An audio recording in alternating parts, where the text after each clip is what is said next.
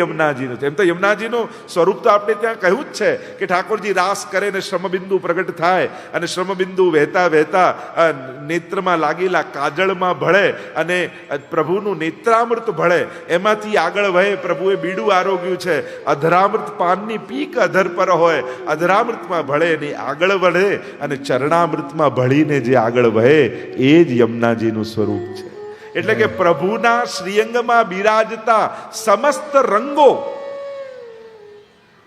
શ્યામ, પીત અને રજ, આ જે રંગો એટલે કે રસ, રંગ એટલે રસ, અને આ રસો જે પ્રભુમાં બિરાજમાન છે એ બધા જ ભેગા મળીને જ્યાં વહે છે એ જ સુરત શ્રમબિંદુસી સિંધુસી વહી ચલી. આ બિંદુ જે મસ્તક પર પ્રગટ થયું હતું શ્રમવારી તરીકે, અને પ્રભુમાં તો રસ સિવાય બીજું કંઈ છે જ નહીં, રસો વહી સહ પ્રભુ છે. એટલે એ શ્રમબિંદુ પણ ભગવદ રૂપ જ છે, ભગવદ રસ જ છે, અને રસ સર્વ અમૃતોને લઈને વહ્યો એ જ યમુનાજીનું સ્વરૂપ છે. આ રંગ ભરી છે, આ રંગ. અને એટલે જ આપણે ત્યાં રંગની તો ઘણી બધી વાત થઈ, ઠાકોરજીના રંગની તો ઘણી વાત થઈ, પણ આપણે ત્યાં તો કહ્યું કે લગે જો વૃંદાવન કો રંગ, અને વૃંદાવનનો રંગ જો લાગે તો સ્ત્રી ભાવ પ્રગટ હોય પલ મેં ઓર પુમ ભાવ હોય ભંગ. એમ કે વૃંદાવનનો રંગ જ્યારે લાગે ને, આ યમુનાજીનો રંગ જ્યારે લાગે તો એનો પ્રભાવ કહેતા કહ્યું લગે જો શ્રી. ક્યાંથી મળે કે યમુનાજીને કારણે રંગ ભરી તો એ જ છે. જો પિચકારીમાંથી રંગ ક્યાંથી લઈએ, જ્યાં ભરેલું હોય. આ સમસ્ત વ્રજભક્તોની ભીતર આ ભિન્ન ભિન્ન ભાવોના રંગ ક્યાંથી આવે છે? આ બધાને ભાવનું દાન શ્રી યમુનાજી જ કરે. ભક્તિ હેતુસ્તુ યમુના, એ મહાપ્રભુજી સુબોધનીમાં આજ્ઞા કરે છે.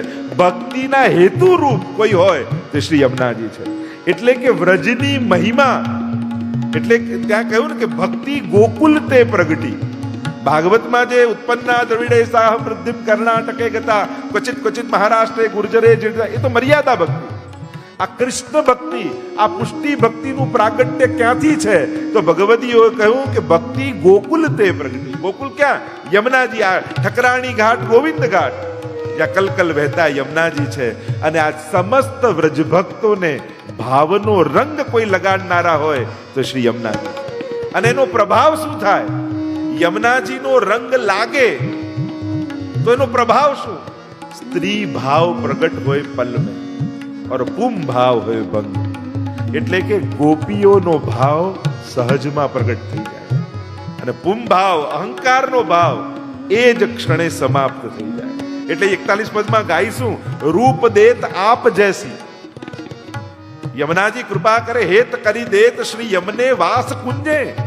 કુંજમાં વાસ આપે, પણ રૂપ દેત આપે, પોતાના જેવું રૂપ યમુનાજી આપે. એટલે કે જે જીવે યમુનાજીનો આશ્રય કર્યો, સંગ કર્યો, એને સખી ભાવનું દાન શ્રી યમુના. આપણે ત્યાં વ્રજ માટે એવી કથા કહેવામાં આવતી કે કંસને સમાચાર મળ્યા કે આ બધી ગોપીઓમાં રાધાજી સર્વોત્તમ સુંદર છે.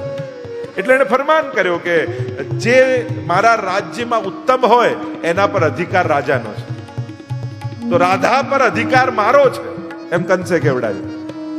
તો રાધાજીએ કહ્યું જો તમારો અધિકાર હોય તો આવો બ્રજમાં ને લઈ જાઓ. અને કંસને થયું રાધાજીને લઈ આવો. અને જ્યાં મથુરાની હદમાંથી વૃંદાવનની હદમાં પગ મૂક્યો ત્યાં જ કંસ સખી બની ગયો, ગોપી બની ગયો, સ્ત્રી જેવું દેહ થઈ ગયો, એવા વસ્ત્રો, એવા વેશ થઈ ગયા. અને શરમાવા લાગ્યો કે અરે અહીંયા તું આવીને સ્ત્રી બની ગયો, હવે પાછો મથુરા જાવું તો જાવું કઈ રીતે? ગામવાળા શું કહેશે કે આ મહારાજને શું થઈ ગયું? અમારા આટલા પરાક્રમી રાજાનો આવેશ.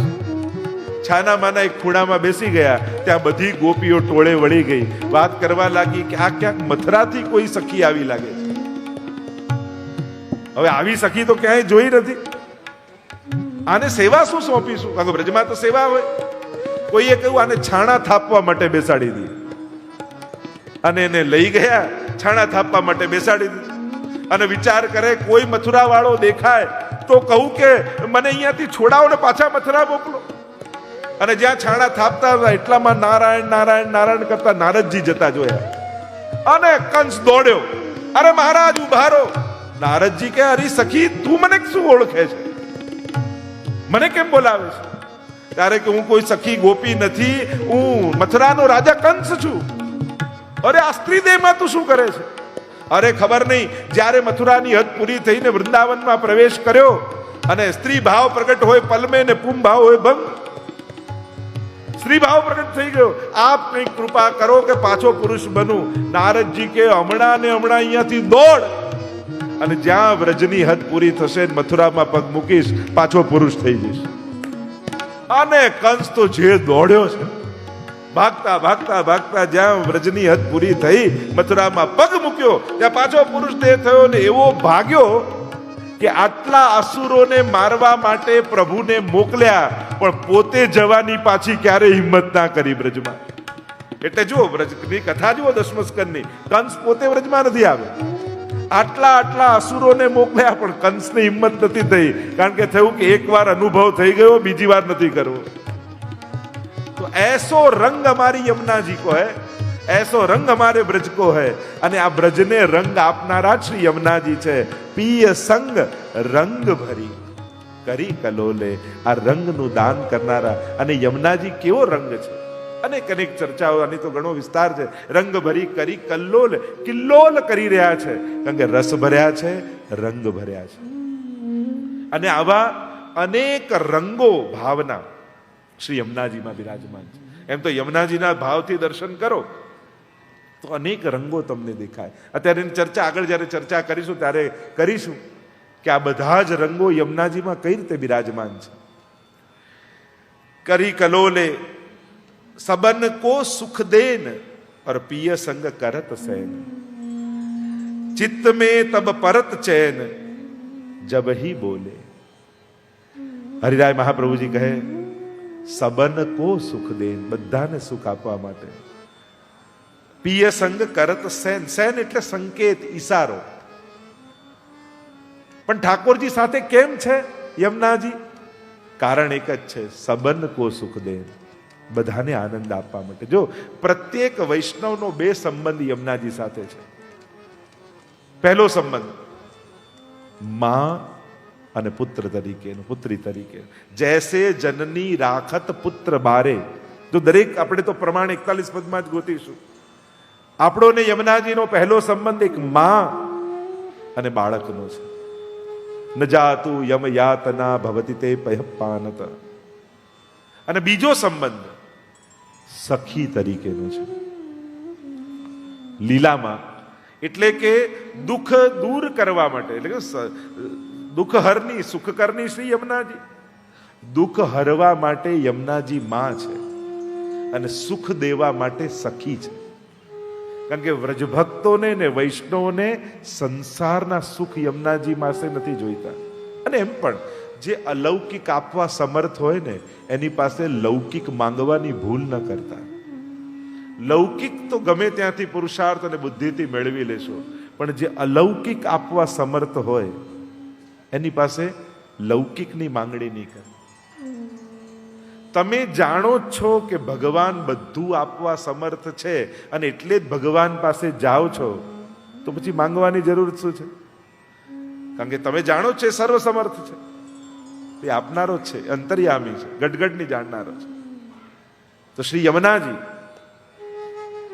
સબન કો સુખ દે, તો દુઃખ હરવા માટે માં અને સુખદાન કરવા માટે સખી બની જાય છે. અને સખી બની ब्रह्म संबंध जब होत या जीव को तभी इनकी भुजा बाम पर के दौर कर शोर कर जाए पिए सो કહે અતિ આનંદ મન में जो હરખે. આગળ 41 પદમાં આવશે બ્રહ્મ સંબંધ થાય એટલે દોડતા દોડતા યમુનાજી ઠાકોરજીને વધાઈ આપવા જાય છે કે પ્રભુ, લીલાથી વિખૂટી પડેલી એક સખી ફરી લીલામાં આવવા માટે તૈયાર થઈ ગઈ છે. એને અધિકાર પ્રાપ્ત થઈ ગયો છે લીલાનો બ્રહ્મ સંબંધ દ્વારા. તો દેત તારી કર લેત ઝટકે, એમ સખી રૂપે રાસમાં પ્રવેશ કરાવનારા શ્રી યમુનાજી છે. કારણ કે ઘણીવાર જીવનો લીલા ધામમાં પ્રવેશ થાય પણ રાસનો અધિકાર પ્રાપ્ત ન થાય, ત્યારે યમુનાજી કૃપા કરી એ ધામમાં પ્રાપ્ત થયેલા જીવને રાસમાં અંગીકાર કરાવે છે. તો તો મા તરીકેનો અને સખી તરીકેનો આ બંને સંબંધ વૈષ્ણવના જીવના છે યમુનાજી સાથે. તો સબન કો સુખ દેન પિય સંગ કરત સેન, એટલે ઠાકોરજીને સંકેત અને ઈશારો કરે છે કે પ્રભુ આનો આ મનોરથ છે, પ્રભુ આનો આ મનોરથ છે. આપણે ત્યાં એમ કહેવાય કે જ્યારે જીવ ભૂતલ ઉપર યમુનાજીનું નામ લેતો હોય ને ત્યારે લીલામાં યમુનાજીના મુખે એ જીવનું નામ નીકળે છે. બોલત મધુર મધુર બાની, એવું 41 પદમાં આવે છે. મધુર મધુર વાણી એટલે કે જ્યારે જીવ ભૂતલ પર યમુનાજીના ગુણગાન કરતો હોય ત્યારે લીલામાં યુગલ સ્વરૂપની સેવા કરતા યમુનાજીના મુખમાંથી એ જીવનું નામ ઉચ્ચારણ થાય. અને યમુનાજીના મુખમાંથી જીવનું નામ ઉચ્ચારણ થાય અને જો એ શબ્દ એ નામ સ્વામીજીના કર્ણમાં પડી જાય તો માનજો કે તમારા બધા જ મનોરથો પૂરા થવાના છે. અને જો એ નામ સાંભળી યમુનાજીના મુખમાંથી નીકળેલું તમારું નામ સાંભળી સ્વામીજી સ્મિત કરી લે તો આ જ જન્મમાં તમારા સકલ મનોરથો યમુનાજી પૂરા કરશે, આ જ દેહમાં. અને એમાં પણ જે નામ યમુનાજીના મુખમાં નીકળ્યું, સ્વામીજીના કર્ણમાં પડ્યું, સ્મિત કર્યું, અને એ સમયે સ્વામીજી એ જીવનું નામ બોલે તો એ જ ક્ષણે એ જીવનો લીલામાં પ્રવેશ થઈ જાય છે. એવું આપણે ત્યાં ભાવ બતાવવામાં આવે છે. એવો મહિમા શ્રી યમુનાજીના નામનો બતાવવામાં આવે છે. અને એટલે કહ્યું પિય સંગ રંગ ભરી કરી કલોલે, સબન કો સુખ દેન પિય સંગ કરત સેન, और चित्त में तब परत चैन जब ही बोले. અને જ્યારે એ બોલે ત્યારે હૃદયમાં ચિત્ત મેં તબ પરત ચેન, ત્યારે સંતોષ જીવને ચિત્તમાં થાય છે. તો આજના આ કથા પ્રસંગને વિરામ આપતા બોલો ગોવર્ધનનાથ કી જય, વલ્લભાધીશ કી જય, શ્યામ સુંદર શ્રી યમને મહારાણી કી જય, શ્રી ગોપાલ લાલ પ્યારે કી જય.